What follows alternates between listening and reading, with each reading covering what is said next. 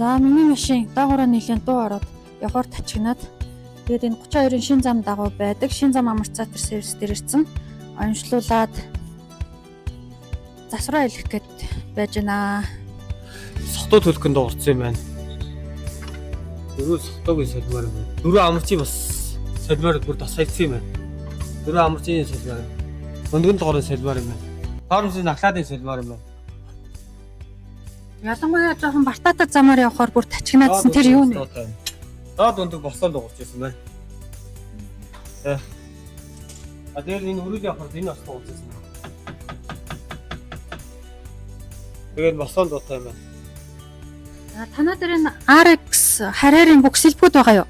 Бүх сэлбэг доогоор явах хэд ангид бүгд байгаа. За тэгэхээр миний одоо энэ солиулах бүх хэд ангууд танаад байна уу гэлээ?